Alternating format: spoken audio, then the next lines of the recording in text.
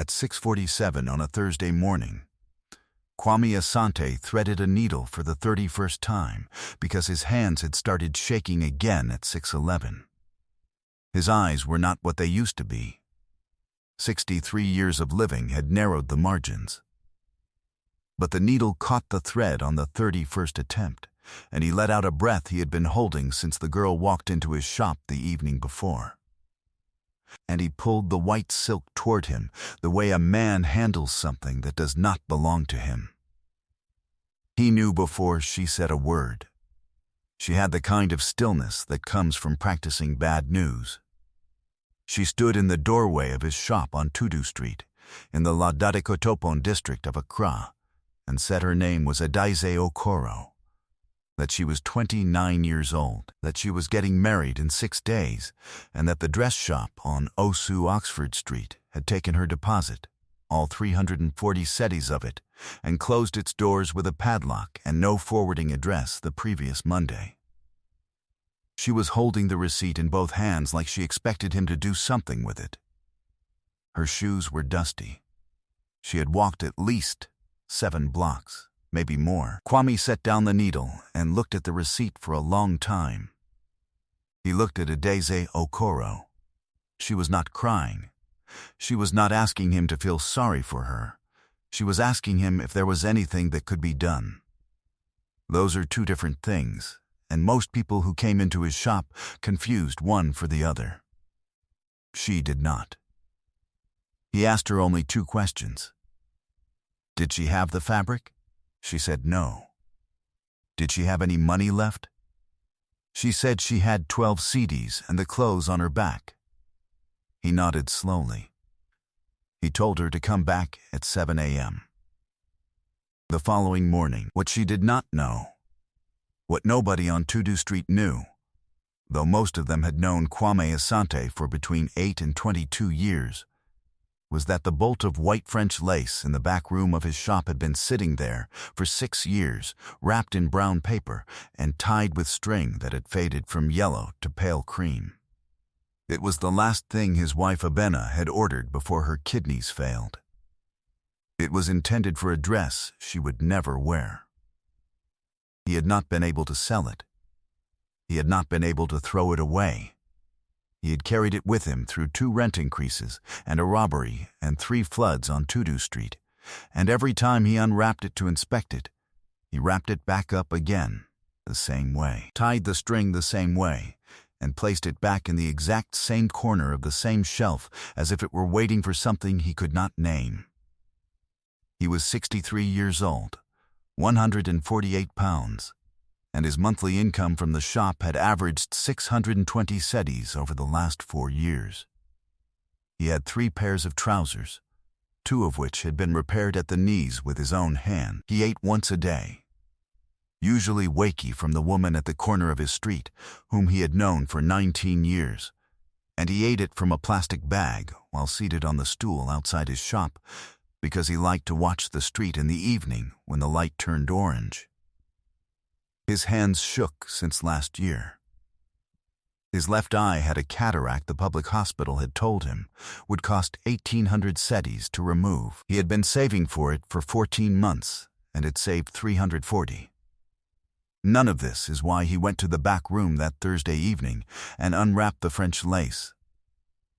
He unwrapped it because Adaize Okoro had stood in his doorway with a receipt in both hands and had not cried.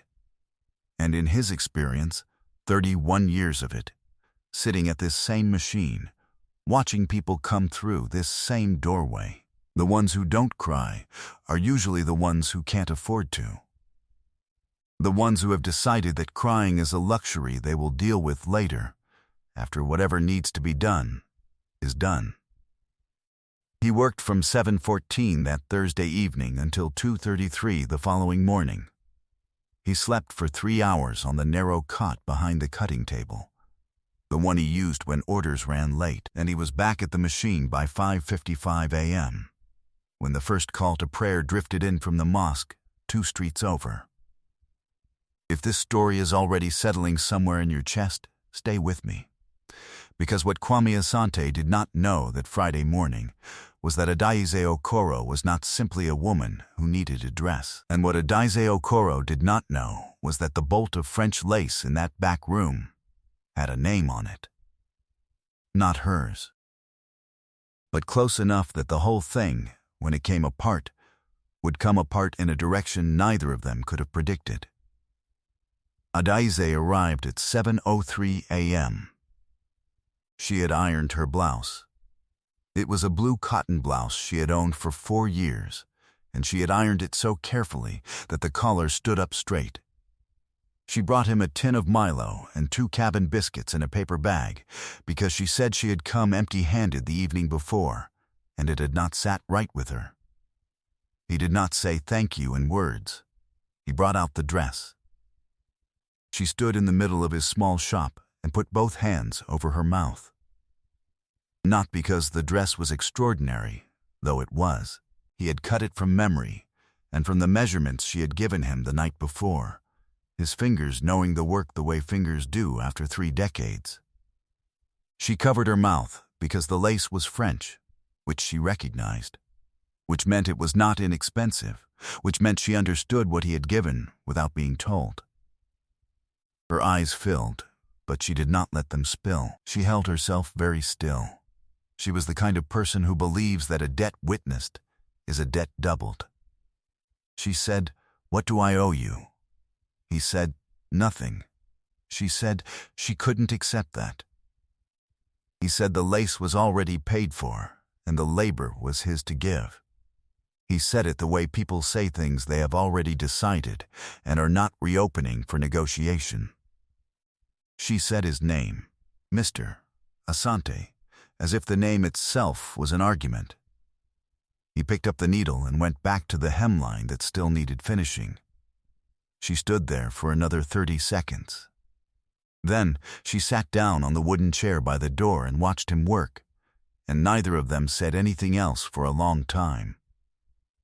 The wedding was on Saturday, the 14th of March, at the Ame Zion Church on Awudome Road in Accra. Adaize Okoro married a man named Emmanuel Boateng, who was 33, who taught secondary school mathematics in Labadi, and who had been saving for the wedding for 2 years and 4 months. The dress was the one thing they had not been able to replace when the dress shop on Osu Oxford Street disappeared. It was the one thing, and it was the one thing that was now resolved. Kwame Asante was not invited to the wedding. He had not expected to be. He sat on his stool outside the shop that Saturday afternoon and ate his waki from a plastic bag and watched the street in the light that he liked. And he thought about Abena and the French lace, and the way Adaize Okoro had held herself very still when she understood what he had given her. He thought about this for a while. Then he went inside and threaded the needle for the next morning's work. On Monday, a woman named Pauline Owusu Boateng walked into the shop on Tudu Street. She was 68 years old, and she was wearing a blue and gold print dress and a pair of shoes so well kept that the leather still held a shine, and she walked with the unhurried pace of a person who has stopped letting other people determine her tempo. She said she was Emmanuel Boateng's mother. She said she had heard about the dress. Kwame told her the hemline had been a small challenge because of the bias cut, but it had come out the way it needed to. She looked at him for a moment. Then she sat down in the wooden chair by the door, the same chair Adaize had sat in, and she said she wanted to tell him something. Emmanuel Boateng's father had been a tailor. He had run a shop in Tema Motorway until 2009, when the shop burned in a fire that took everything, including the equipment and the orders and the deposits of 11 families who had trusted him with their cloth. He had rebuilt for 2 years, and then his heart had given out. He had died at 59 with nothing finished and nothing insured. Emmanuel had been 19 when this happened, and had watched his father spend his last years being apologized to by people who couldn't give him back what the fire took, and he had decided then that he would spend his life in a profession that could not burn. Mathematics, something permanent. But the family remembered. The family remembered what his father had been before the fire. What he had made, what he had given freely to people who couldn't pay during the years when the shop was doing well. How he had worked on Christmas Day for a woman whose daughter was getting married the following morning. The family had not forgotten the kind of man who lives behind a sewing machine and calls the work something you give. Pauline Owusu Boateng reached into her handbag and placed an envelope on the cutting table. She said, "This is from Emmanuel and Adiazi, and from the family." She said, "We know you won't take it for the dress." She said, "It is not for the dress." Kwame did not open the envelope. He looked at it. She said it was for the cataract, that Adiazi had asked around, had spoken to a woman at the church who had a daughter who worked at Korlebu Teaching Hospital, and that there was a surgeon who did the procedure on a Thursday morning clinic, and that the family had already made the deposit. Kwame was quiet for a long time. He looked at the envelope.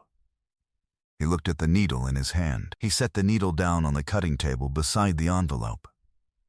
He said, "I did not sew the dress for this." She said, "We know."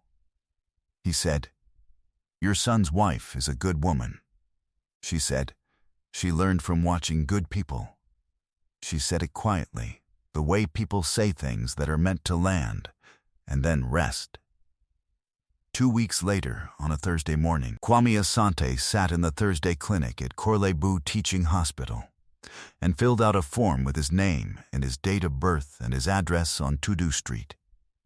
And a nurse named Comfort walked him to a room with a window that looked out onto a courtyard where a frangipani tree was losing its flowers in the wind. The surgery took 47 minutes. He lay very still through all of it, which the surgeon noted later was unusual for a first-time patient. Most people flinch. Kwame had the stillness of someone who has learned that the work is the work and panic has no function. He went home the same afternoon with one eye bandaged and strict instructions not to thread a needle for 10 days. He lasted 8. On the 9th day after the surgery, when he removed the bandage, the courtyard outside his window was the first thing he focused on clearly in 14 months. The mango tree. The green plastic chair. The crack in the concrete of the neighbor's wall that ran from the base to the 3rd brick. He had known the crack was there, but he had not been able to see it properly. He sat at the window for 34 minutes and looked at things with the quiet attention of a man who had been told he might lose this and had not. And he thought about his wife Abena, who had died with her own sight intact and had seen everything she ever needed to see and a good deal she never asked to. And he thought about the French lace that had waited 6 years for a reason he hadn't known. And he thought about a girl who stood in a doorway, holding a receipt in both hands, and did not cry. The day he reopened his shop, he threaded the needle on the 3rd attempt. His hands had steadied somewhat. They would not go back to what they had been at 40, but they were better than they had been at 6 minutes past 6 on the morning he had last worked the French lace. He sat at the machine and held his hands still in the morning light for a moment before he began. By noon, there were 4 women waiting on the wooden chairs he had arranged outside the door. He had not advertised. He had not told anyone he was reopening, but Tudu Street had its own memory, and the story of the dress had traveled the way stories do in neighborhoods where people still stand outside in the evening and watch the light change. And 2 of the women had pieces of cloth in their laps, and 2 of them had only their measuring tape numbers written on folded paper. He took them one at a time. He told each of them the price before they asked. He told them when the work would be done.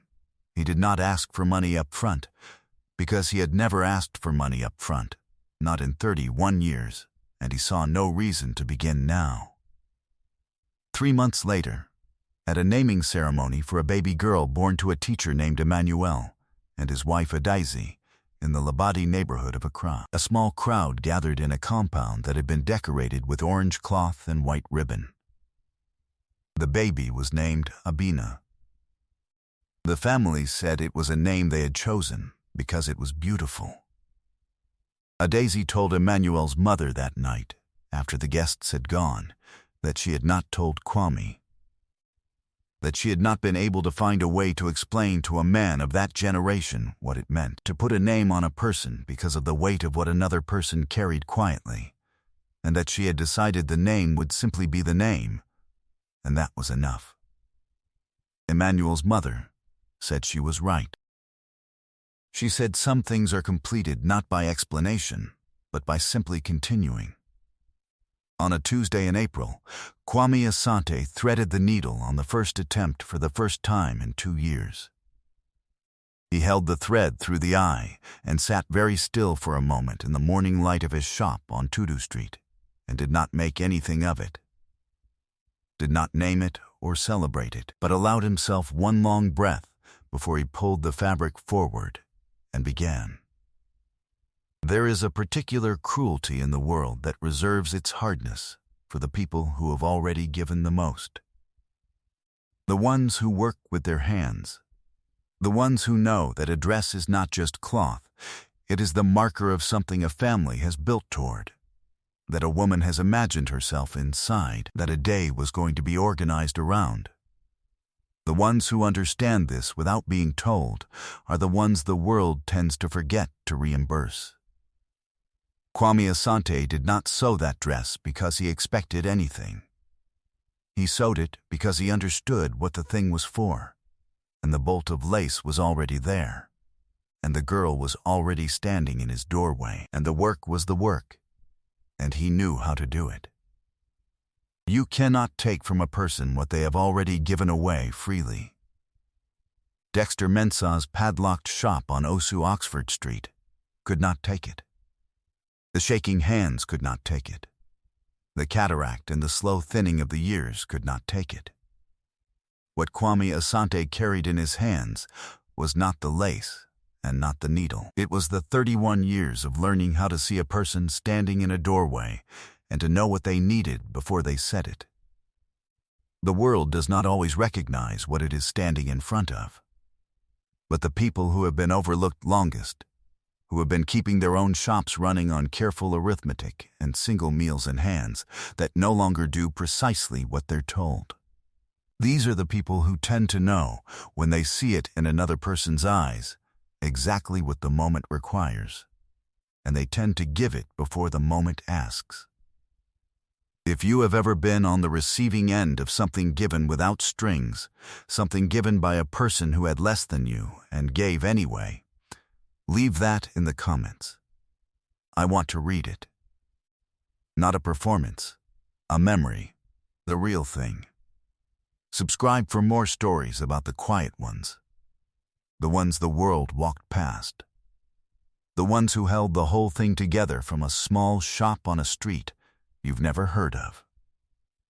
I'll see you in the next one.